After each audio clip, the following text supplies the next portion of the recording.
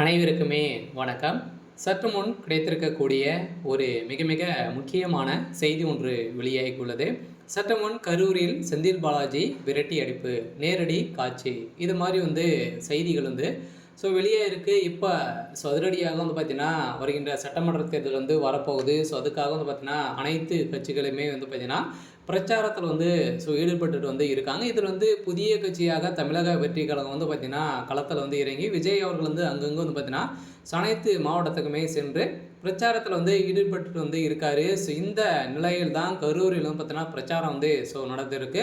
இந்த பிரச்சாரத்தின் அடிப்படையில் விஜய் அவர்களுக்கு ஒரு மிகப்பெரிய ஆதரவு எதிர்பாராத அளவிற்கு பார்த்தீங்கன்னா ஆதரவு கிடைத்திருக்கக்கூடிய நிலையில் தான் செந்தில் பாலாஜியுடைய கதை ஒட்டுமொத்தமாக முடிஞ்சிருக்கு. செந்தில் பாலாஜி அவர்கள் கரூர் கோட்டையாக இருந்த நிலையில் இப்போ அந்த கோட்டை பார்த்தீங்கன்னா உடையும் விதத்தில் தான் விஜய் அவர்கள் அந்த கோட்டையே உடைப்பாரா அப்படின்றத ஒரு மிகப்பெரிய கேள்வியாக இருந்திருந்த நிலையில் இப்போ அதிரடியாக மக்கள் வரவேற்பு ஒரு மிகப்பெரிய வரவேற்பாக விஜய் அவர்களுக்கு இருந்திருக்கு.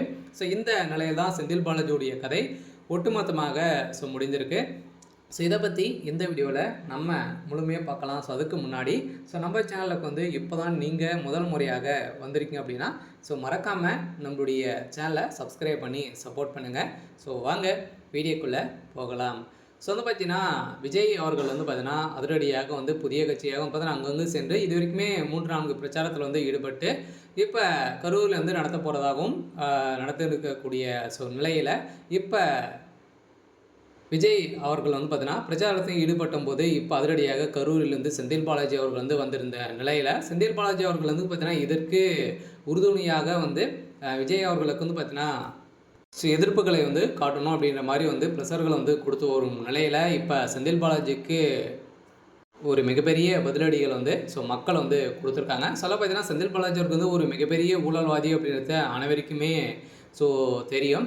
இந்த நிலையில் செந்தில் பாலாஜி அவர்களும் கரூர் கோட்டையில் விஜய் அவர்கள் நுழைந்திருக்காரு. விஜயுடைய ராஜ்யமாக தான் அங்கே கை வாங்க போகுது. செந்தில் பாலாஜியுடைய கதை ஒட்டுமொத்தமாக முடிய போகுது அப்படின்றத தான் பார்த்தீங்கன்னா இப்போ அதிரடியாக ஒரு அதிர்ச்சியான ஒரு தகவல் வெளியிருக்கு. ஆனால் திமுக அதிரடியாக ஒரு மிகப்பெரிய தோல்வியை தான் பார்த்தீங்கன்னா கரூரில் ஏற்படலாம். தோல்வியடைறதுக்கான மிகப்பெரிய ஒரு வாய்ப்பாக இருக்க போகுது.